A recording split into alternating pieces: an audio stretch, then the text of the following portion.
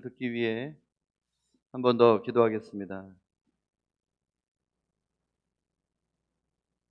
진리의 성령님, 우리의 마음을 활짝 열고 우리의 귀를 기울여 하나님의 말씀을 듣고자 합니다. 우리에게 지혜와 계시의 영을 주셔서 말씀을 깨닫게 하시고 깨닫는 말씀마다 우리의 삶의 순종이 되게 해 주시옵소서. 예수님 이름으로 기도합니다. 아멘. 오늘 본문은 어저께 우리 교회 묵상 본문입니다. 묵상을 쭉 따라 오시는 분들은 이미 다 읽으셨겠지만 우리 묵상 본문이 열왕기 상에서 열왕기 하로 넘어갔어요. 열왕기 상은 주로 엘리야의 사역이 중심이 되어 있습니다. 열왕기 하로 넘어가면 이제 엘리야로부터 엘리사에게로 사역의 바톤이 넘어가고 있습니다. 그런데 1장은 엘리사가 하늘로 들려 올라가는 내용이 나왔습니다.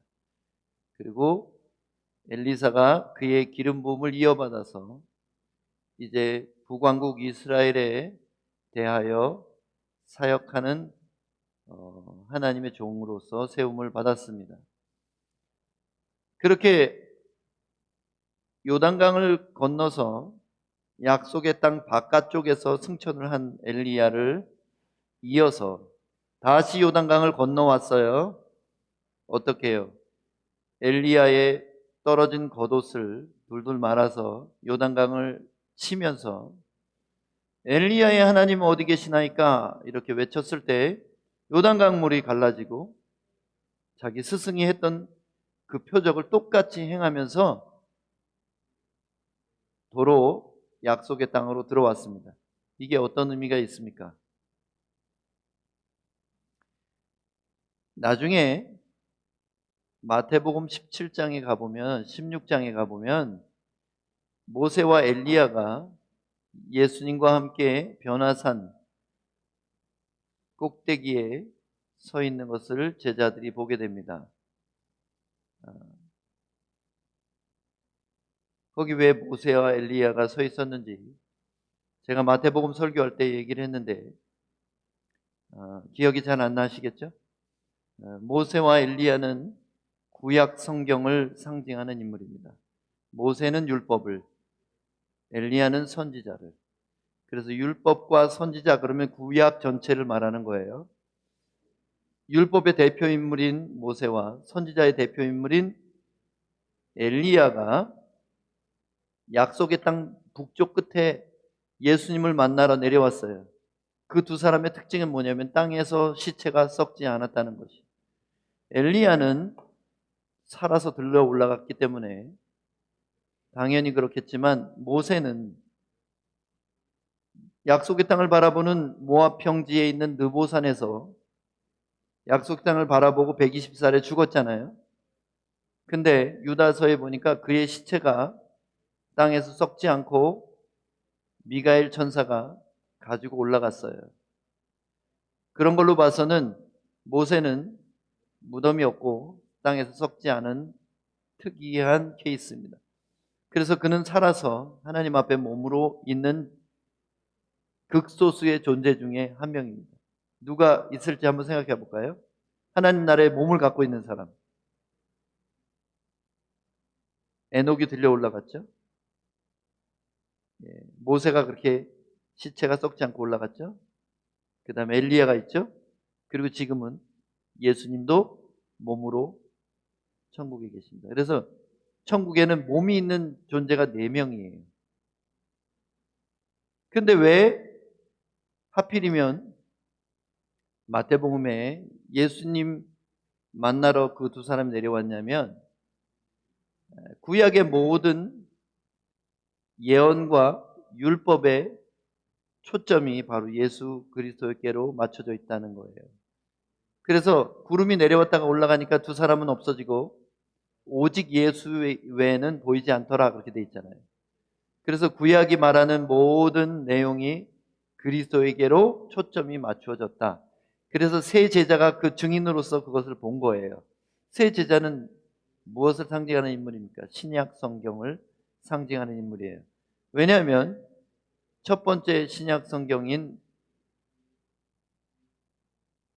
첫 번째 신약 성경이 뭐예요? 마가복음이죠. 마태복음이 맨 앞에 있지만 실제로 제일 먼저 쓰여진 성경책은 마가복음이에요. 근데 마가복음은 누가 기록했습니까? 마가가 기록했지만 그것을 베드로가 불러준 거예요. 그래서 베드로복음서라 그래요, 마가복음은. 그러니까 신약 성경의 첫 책을 쓴 사람이 베드로고요. 신약 성경의 마지막 책을 쓴 사람이 요한입니다.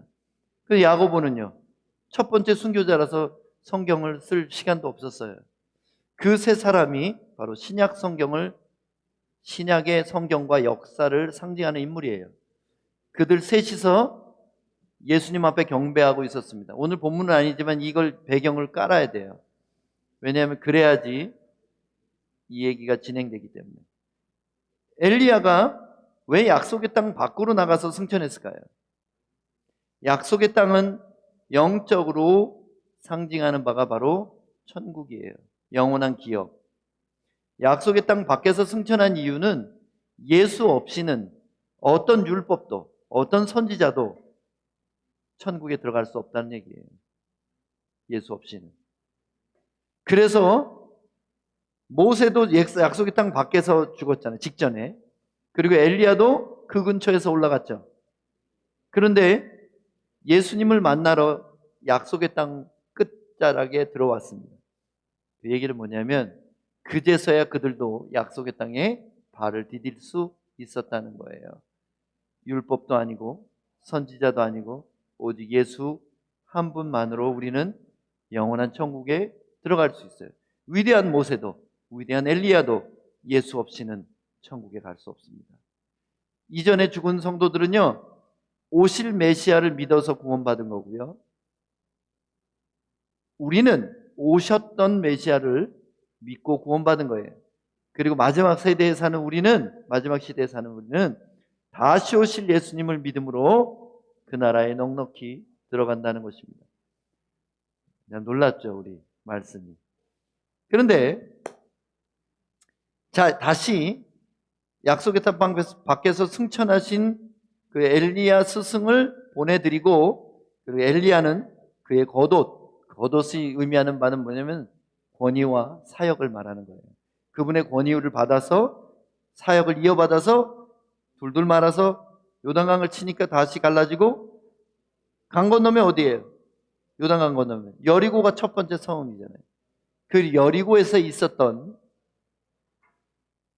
두 사건이, 그러니까 기름 부음을 이어받은 직후에 행한 첫 번째 사역의 두 사역의 내용입니다. 한 사역은 살리는 사역이었고 한 사역은 죽이는 사역이었어요. 성경 읽다가 당황해 하시는 분들 많아요. 아니, 철없는 애들이 선지자 놀렸다고 그렇게 곰이 나와가지고 42명이나 찢어 죽이는 게 이게 하나님의 성품이 맞아요? 이렇게 물어보는 사람들이 꽤 있습니다. 그래서 여러분 이걸 궁금해할까봐 오늘 엘리사의 첫 번째 두 사역이 어떤 의미를 갖고 있는지를 한번 살펴보도록 하겠습니다. 자, 19절부터 한번 보겠습니다. 20절까지 두 절만. 그 성읍 사람들이 엘리사에게 말하되 우리 주인께서 보시는 바와 같이 이 성읍의 위치는 좋으나 물이 나쁨으로 토산이 익지 못하고 떨어지나이다. 엘리사가 이르되 새 그릇에 소금을 담아 내게로 가져오라 하매 곧 가져온지라. 자, 왜 여리고가 위치는 좋은데, 위치가 좋다고 한 말이 무슨 뜻일까요? 그 메마른 팔레스타인 땅에 요단강변에 있는 도시니까 위치가 엄청 좋은 거예요. 위치는 최고의 위치에 있는 거예요. 요단강에서 물을 끌어들여서 농사를 지을 수 있고 목축을 할 수 있기 때문에, 실제로 제가 여리고 가보니까요, 요단강 바로 곁에 있는 조그만한 도시예요. 지금은 거기 뭐 포도밭하고 그런 게 주로 있는데 아랍 사람들이 주로 거주 많이 합니다. 거기에 왜 물이 안 좋았을까요? 물이 같은 요단강 물인데 왜 하필이면 그 지역에만 물이 좋지 않을까? 이상하지 않아요? 요단강 하류에 있어요. 그리고 조금만 더 내려가면 뭐가 나오냐면 사해가 나옵니다. 사해는 사실은 바다는 아닌데 바다 해자를 붙였어요. 호수입니다. 요단강이 흘러 들어가고 거기에 고이는 호수예요. 더 이상 나가지 않아요. 사해는 염도가 보통 어, 바닷물보다 굉장히 높아서요. 제가 가서 누워봤더니 안 가라앉아요. 절반이 떠요, 몸이. 사해는 빠져 죽을 수가 없는데 누워서 책을 읽을 수도 있어요. 제가 선교팀 우리 대학생들하고 같이 데려갔는데 그때 우리 김덕연 목사님도 대학 갓 졸업했을 때인데 근데 아무도 안 들어오는 거예요. 저 혼자 들어갔어요. 밖에서 구경만 하는 거예요. 근데 눈에 한 방울 튀니까 엄청 아프더라고요. 눈이 아플 정도로 쓰라릴 정도로. 거기서 누워서 제가 수영도 하고 그런 소금기가 많은 호수가 있어요. 그래서 그런지 그 호수가 가까워서 그런지 여리고 물이 안 좋았나 봐요. 토산이 익지 못하고 떨어진다는 말은 뭐냐면 열매가 맺기는 맺는데 그게 먹을 만큼 되기도 전에 그 열매가 낙과를 한다는 거예요. 그래서 그 사람들이 배고프고 굶주릴 수밖에 없는 그런 환경이었다는 거죠. 근데 이런 뜻만 있는 게 아니라 이 본문을 보면요.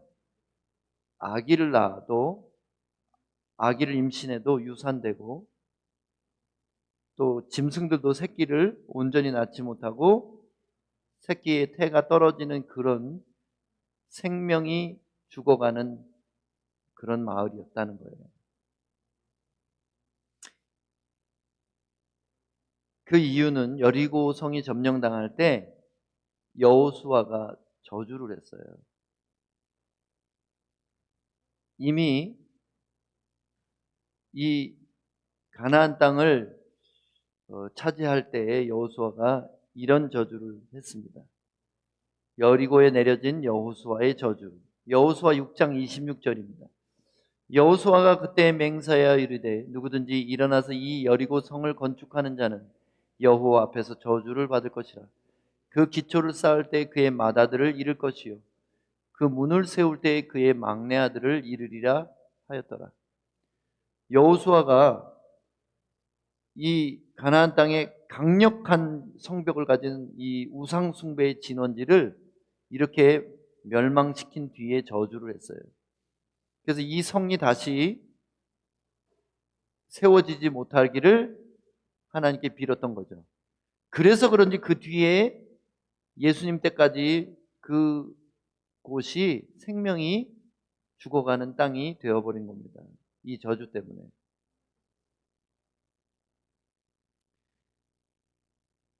다시 본문을 가보면 그런데 엘리사가 이 말을 듣고 새 그릇에 소금을 담아서 가져오라 이렇게 명령을 합니다. 그 다음에 어떻게 했냐면요.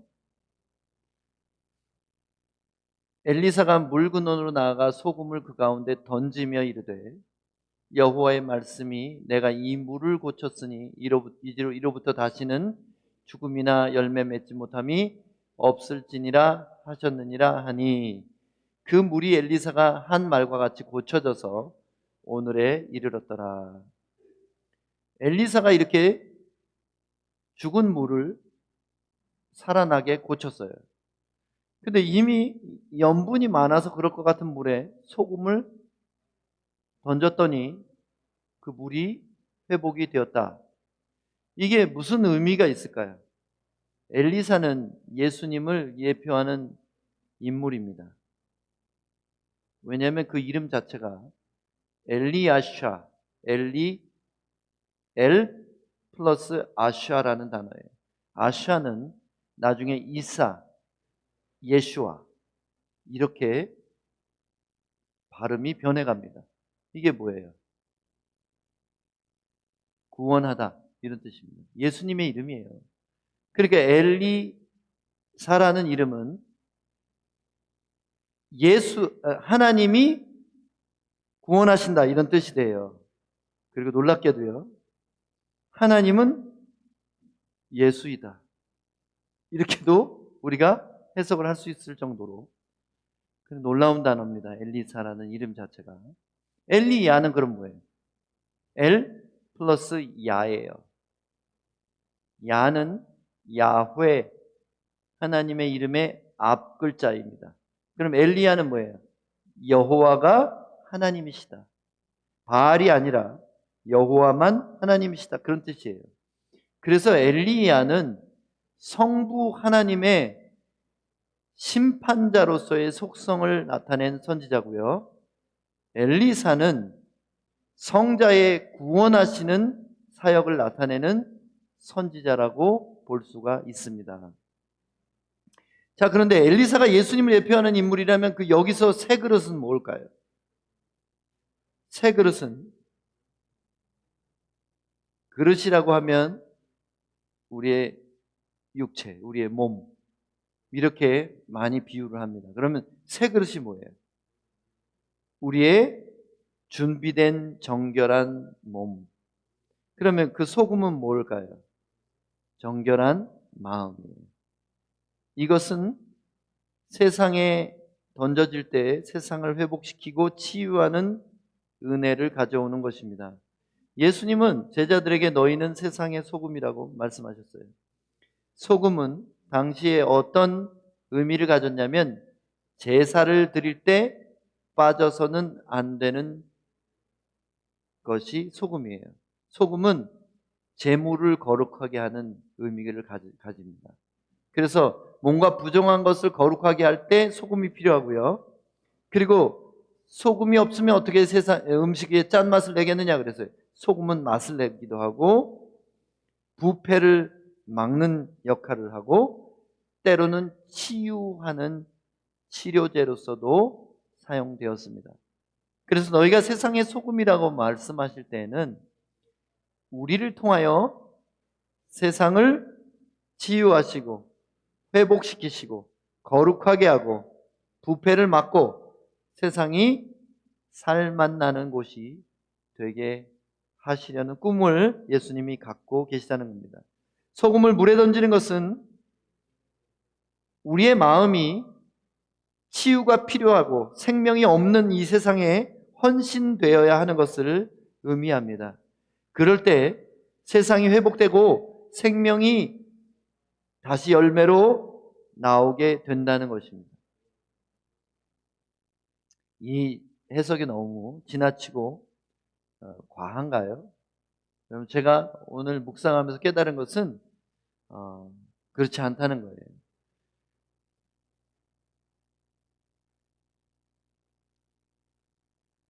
세상은 여리고처럼 생명이 죽어가는 곳입니다.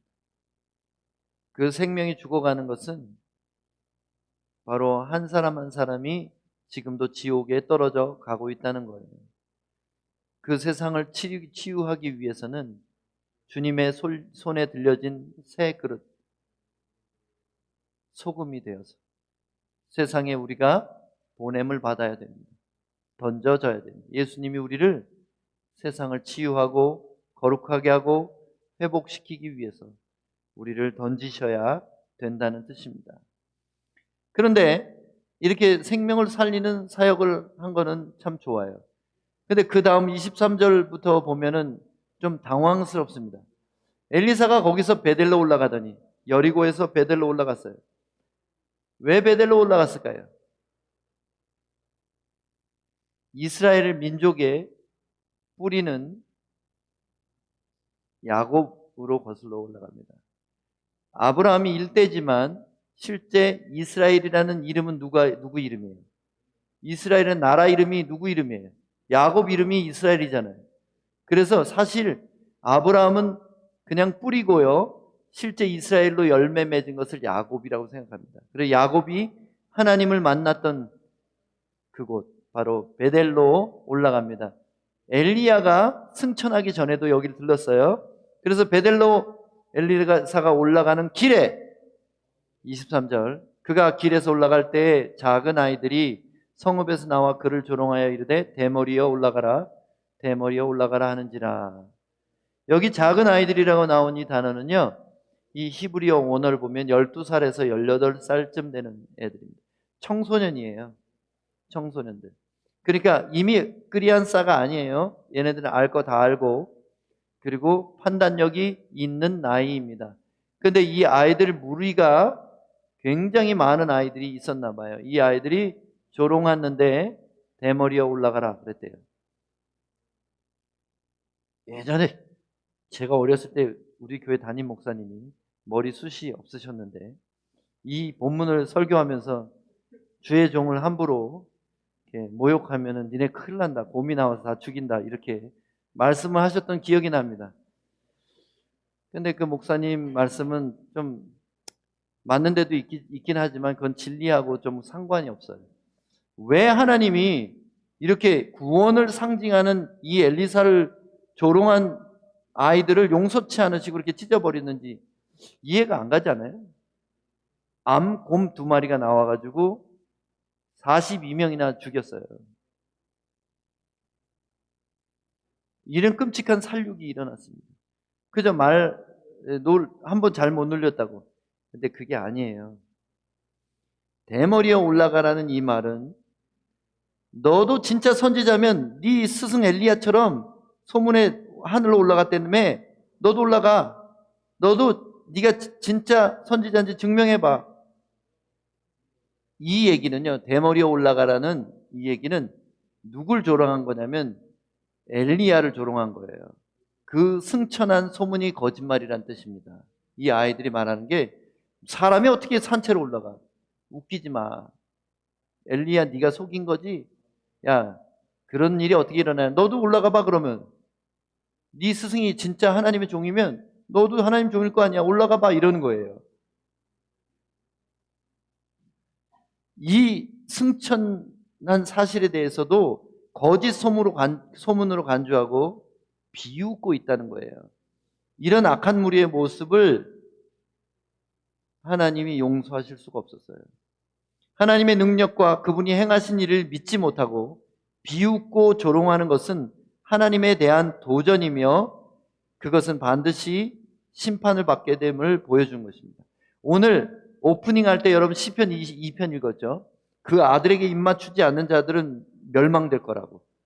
엘리사가 예표하는 인물이 예수님이기 때문에 예수님께 그분의 말을 믿고 그분의 십자가 은혜를 간절히 바라는 자들만 구원을 받을지 그것을 조롱하는 자들은 결단코 하나님의 심판을 면치 못하게 되는 것을 보여줍니다. 이 청소년의 무리들은요, 예수님이 십자가를 지실 때 네가 하나님의 아들이거든 내려와봐. 왜 남은 구원하고 넌 자신을 구원하지 못하느냐? 그 무리하고 겹치지 않아요? 진짜 네가 하나님의 아들이야? 웃기지 말고 내려와봐. 그러면 내가 믿을게. 이렇게 말하는 거예요. 하나님을 믿는다는 것은 하나님이 행하시는 일을 믿고 하나님이 쓰시는 그 사람에 대해서 존중하는 것입니다. 어쩌면 다시 말하자면 엘리야는 성부 하나님을 표현하고 엘리사는 성자를 표현한 인물일 것입니다. 엘리야는 신비하고 감추어진 존재였어요. 그의 출신도 잘 몰라요. 디셉 사람 엘리야 이렇게만 나와요. 아버지가 누군지도 몰라요. 그런데 엘리사는 아버지가 누군지도 알고요. 하나님은 근본을 알 수가 없잖아요. 성부 하나님. 근데 성자는 알 수 있어요, 없어요? 마리아의 아들이죠. 그죠? 요셉이 친아버지는 아닐지라도 아버지가 있었고. 그러니까 엘리야는 근본을 모르는 신비에 감춰준 사람이에요. 주로 그는 불로 심판하는 사역을 감당했습니다. 나 여호와는 소멸하는 불이라 그러셨죠. 그래서 엘리야를 통해서 하나님의 두려우심을 백성들에게 보여준 겁니다. 승천함으로써 그의 신비의 정점을 보여줬어요. 엘리야는 땅에서 죽지도 않았어요. 엘리사는 죽었거든요. 근데 그 엘리사의 뼈에 시체가 닿으니까 살아나는 일이 있었어요. 바로 예수님을 의미하는 거예요. 예수님과 연합된 자는 부활할 것이다. 그 얘기를 하는 거예요. 그러니까 엘리야는 하나님 아버지를 보여준 인물이고요. 완벽하지는 아니지만, 엘리사도 완벽한 인간은 아니지만 성자를 예표하는 인물이라는 거예요. 엘리야는 공개된 삶을 살았고요. 제자들을 이끌었어요. 엘리야는 제자가 없었어요. 근데 엘리사는 제자 그룹이 있었죠. 예수님 같죠? 또 인간적이에요, 엘리사는. 그리고 치유와 회복을 주 사역을 했고요. 사람들 사이에 거주하면서 사역했어요. 마치 성자처럼. 그러니까 이분은 엘리야처럼 산에 있지 않고 도시에, 북왕국의 수도인 사마리아에서 주로 활동을 하셨습니다. 참 재밌죠? 엘리야와 엘리사가 암흑의 시대에 사역한 두 선지자로서 바로 하나님 아버지와 아들 예수님을 나타낸다는 거예요. 또 엘리야는 털이 많은 사람이고 가죽 옷을 입고 있었어요. 그래서 나중에 세례 요한이 나타났을 때 엘리야가 나왔구나 이렇게 얘기를 한 겁니다. 엘리야는 수염도 많고요. 머리털도 길었고요. 몸에 그것도 털 옷을 입고 있었어요. 그러니까 멀리서 보면 그냥 고릴라 같이 보였을 거예요. 털 많은 사람, 터프한 남자. 사람들의 목을 850명을 막 잘 들지도 않는 칼로 썰어버렸어요. 그 사람 보면 어느 백정 같고 막 무섭게 생겼을 거예요. 근데 엘리야는 그렇게 안 생겼나 봐요. 털이 없었어요. 몸에 털이 없을 뿐만 아니라 수염도 없고 머리털도 없었습니다. 그래서 이 유명한 엘리야를 뒤이은 엘리사를 가만히 보면 굉장히 약한 사람처럼 보이는 거예요. 엘리야처럼 막 왕에게 호통칠 만한 그런 담대한 선지자처럼 보이지 않았던 겁니다.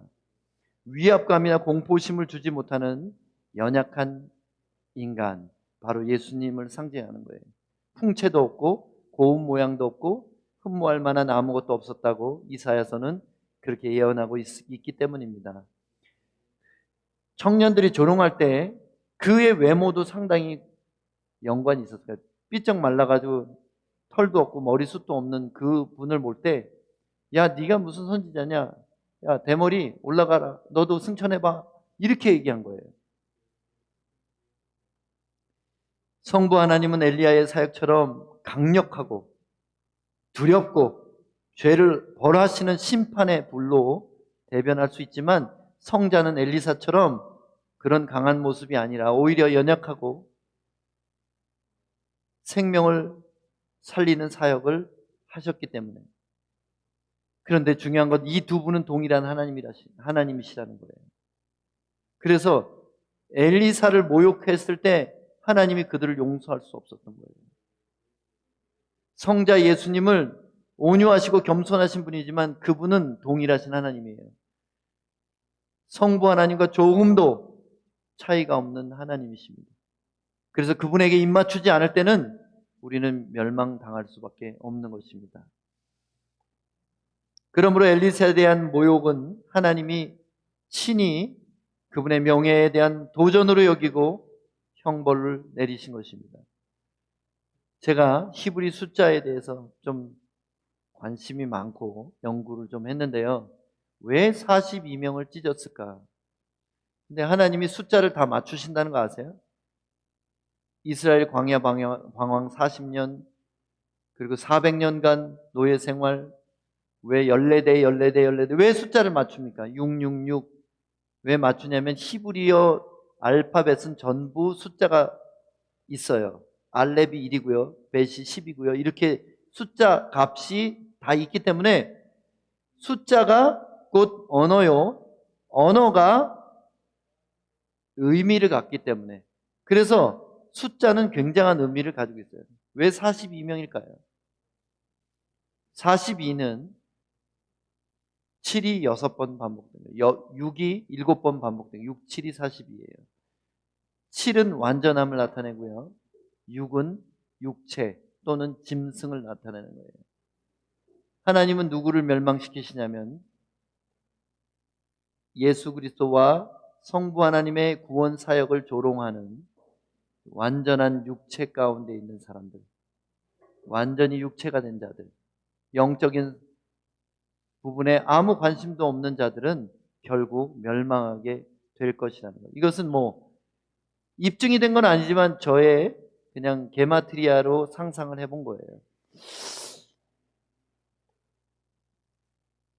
25절에 보니까 다음 절입니다. 다음 절에는 이렇게 돼 있어요.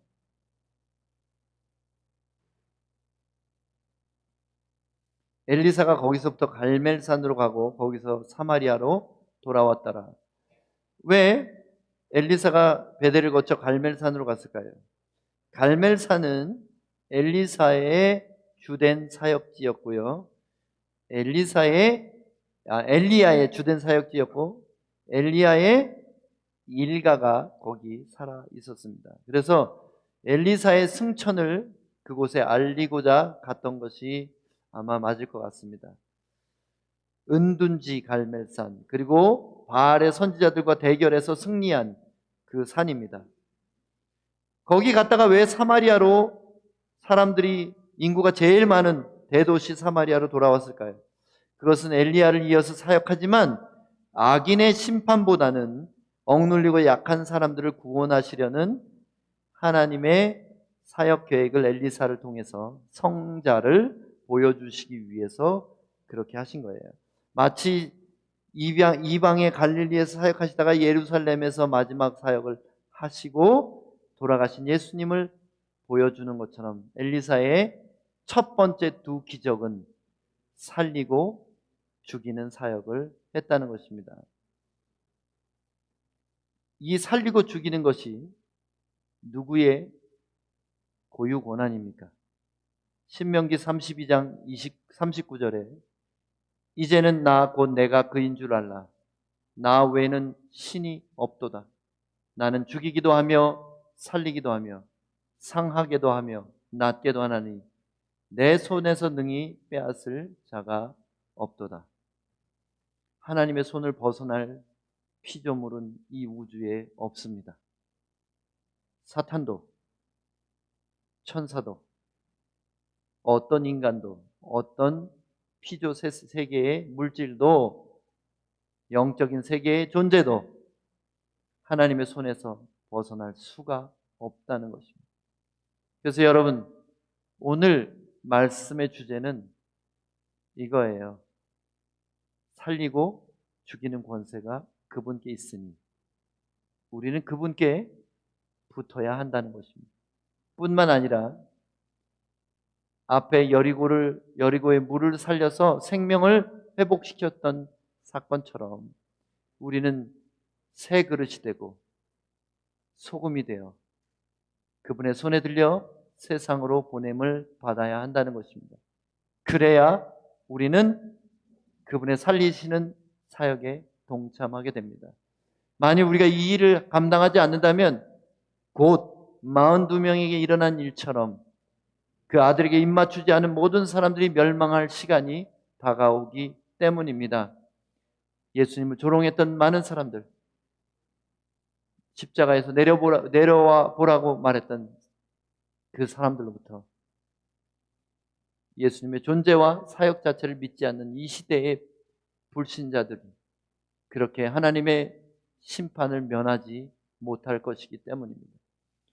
엘리사의 이 초기 두 사역이 우리에게 주는 교훈은 우리는 빨리 가서 전해야 된다는 겁니다. 그래야 그들이 이 끔찍한 심판을 받지 않을 것이라는 뜻입니다. 엘리사가 엘리야를 떠나보내고 처음 단독으로 사역한 살리고 치유하고 죽이고 상하게 하는 대조적인 이 사건들의 의미는 예수 그리스도가 살리고 치유하러 오셨으나 이제 다시 오실 때는 영원한 심판의 권세를 가지고 오신다는 것을 생각나게 한다는 것입니다. 그러므로 그분의 재림과 영원한 심판이 임하기 전에 살리고 치유하는 일을 위해 새 그릇에 담은 소금처럼 치유가 필요한 세상에, 생명이 떨어져가는 이 세상에 예수님의 손에 의해 던져져야 한다는 것입니다. 그 일을 위해서 우리 교회는 1년 내내 선교합니다. 우리가 다른 나라나 다른 지역으로 선교 가는 것뿐 아니라 1년 내내 우리 교회의 배를 누르는 모든 사람에게 먹을 것과 입을 것과 덮을 것을 나누고 있습니다. 그리고 아무도 사례를 받지 않는 이 교회는 재정이 모일 때마다 그것을 기꺼이 이웃을 위해 아낌없이 나누는 교회이기 때문에 오늘 우리 전반기를 마치는 사역자 회의가 있습니다. 근데 우리 사역자 회의는 특징이 있어요. 우리 교회 몇 년째 사역자 회의를 하지만 다른 교회처럼 재직회 때 사태질하고 싸우지 않습니다. 뭘 했느니 잘못했느니 말았느니 이런 얘기도 없습니다.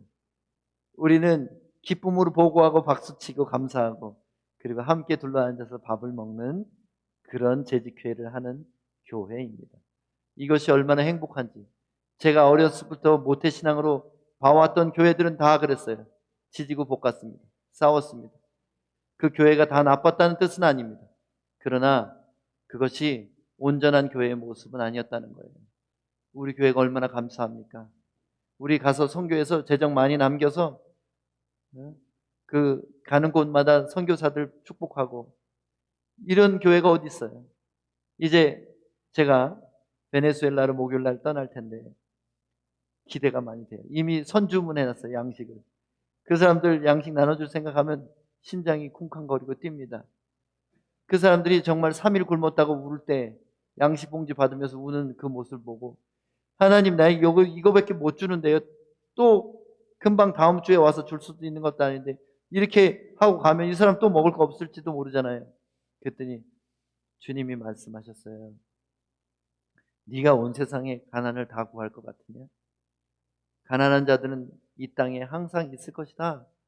그러나 네가 긍휼히 하고 나누는 그 자들을 내가 계속해서 돌볼 것이다. 내게는 방법이 수도 없이 많은 것, 내게는 지혜가 끝도 없이 높은 것을 잊었느냐 그러시더라고요. 그래서 죄송합니다. 제가 세상을 구원하는 게 아니라 당신이 하시는 거고 저는 그저 순종해서 마중물을 드리는 것뿐입니다. 이렇게 고백을 했던 거에 기억이 납니다. 베네수엘라에서 돌아오는 비행기 타고 그렇게 기도했어요. 하나님, 제가 만난 모든 사람을 구원해 주십시오. 그들의 가난과 배고픔에서부터 구원하실 뿐 아니라 그들의 영원한 생명이 저와 만남을 인해서 하늘의 생명책에 기록되게 해주시옵소서. 이것이 우리가 새 그릇이 되고 소금이 되어서 품어야 될 마음인 줄로 믿습니다. 여러분은 세상의 소금입니까? 질문하겠습니다. 당신의 몸은 준비된 새 그릇입니까? 순종을 위해서 준비됐어요? 당신의 마음은 세상을 치유할 소금입니까? 기도하겠습니다.